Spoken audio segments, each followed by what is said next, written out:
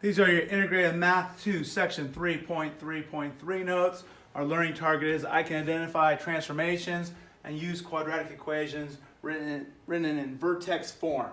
So we've looked at standard form, we looked at factored form, and this is the third form for quadratics, which is called vertex form, which is f of x equals a times x minus h squared plus k. You can also write it in equation notation as well.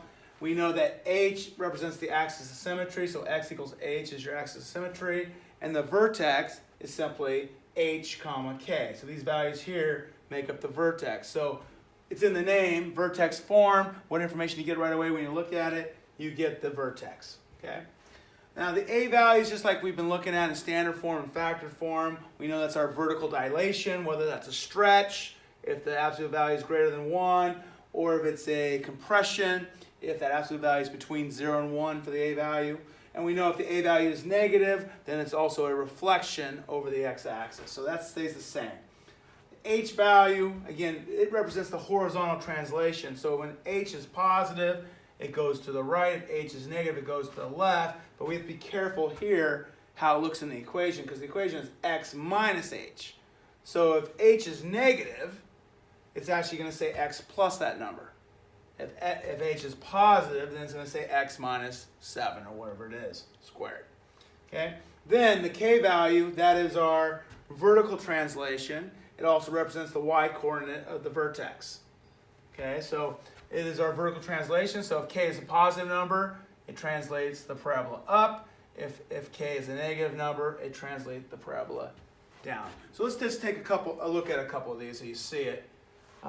So here's my parent function. A value is 1. So if I increase the a value, you see how it stretches the parabola, right? For every value of x, when x was over 1, y was 1. Well, now y is up to 3, right? Or almost 3. As I keep going, right? It gets stretched, gets skinnier, skinnier, skinnier. As the a value becomes between 0 and 1, it's compressed, so it becomes fatter, right? And if I go to a negative value for a, you'll see how it reflects over the x-axis. So you're familiar with that. All right. So now, h value, as that becomes positive, it slides to the right. Again, so h is 3 here. So what it would look like in the formula would be y equals 0.4 times x minus 3 squared plus 0 in this case. K value, k goes up, it goes, right? It increases, parabola goes up. If k value goes down to negatives, it goes down, and so on. So this moves it up and down. H value moves it right and left. A value changes the vertical dilation, whether it's a stretch, compression, and then you also have the reflection over the x-axis. Okay? So that's how that works. So get this, make sure you have that in your notes. If not, pause right now. I'm going to go to the 2 examples. All right, example 1. We have the equation y equals x minus 4 squared minus 1. So first thing I know is the a value here. If you don't see a number, it's going to be 1. So there's no vertical dilation here. I know that h equals positive 4, because x minus h, so h is positive 4. And I know that the k value is negative 1. So my vertex is hk, so my vertex for this problem is 4, 1.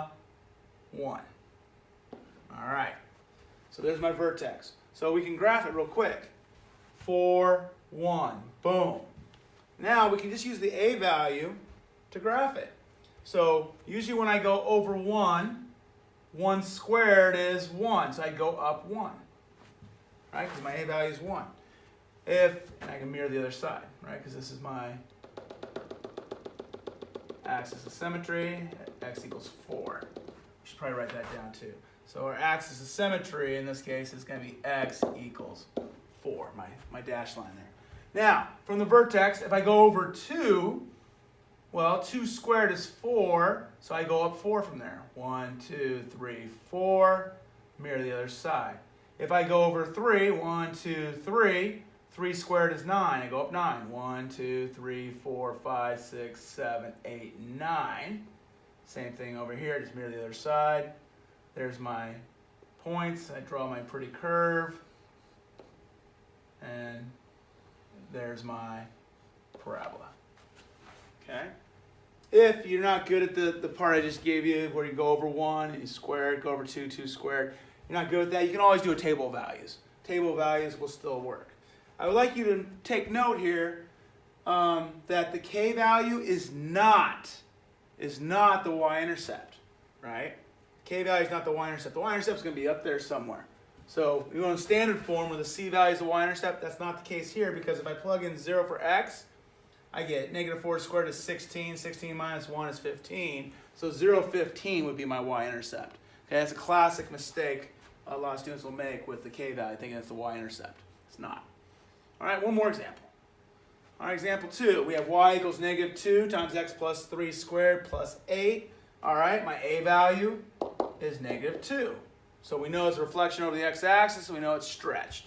All right, my h value, well, it's x minus h, so this is x plus 3. That means it's x minus negative 3.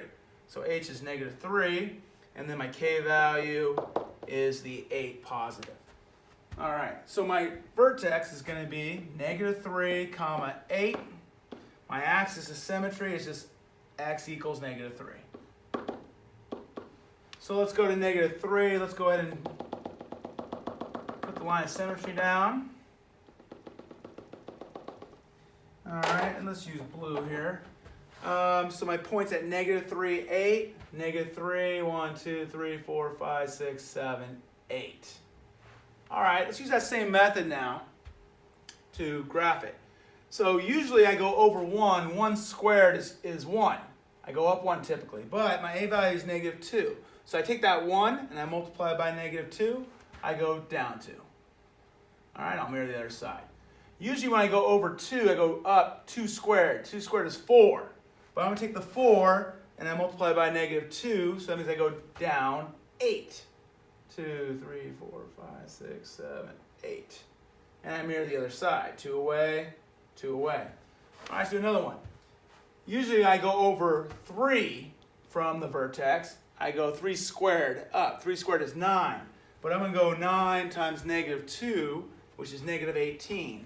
So I'm going to go over 1, 2, 3. I'm going to go down 18, 8, and it's going to be down below here. Let's see if I can reach it or not. Yes, I can. So it's going to be right there. Okay, and then I mirror the other side. 1, 2, 3 away. Okay, and then here's my parabola.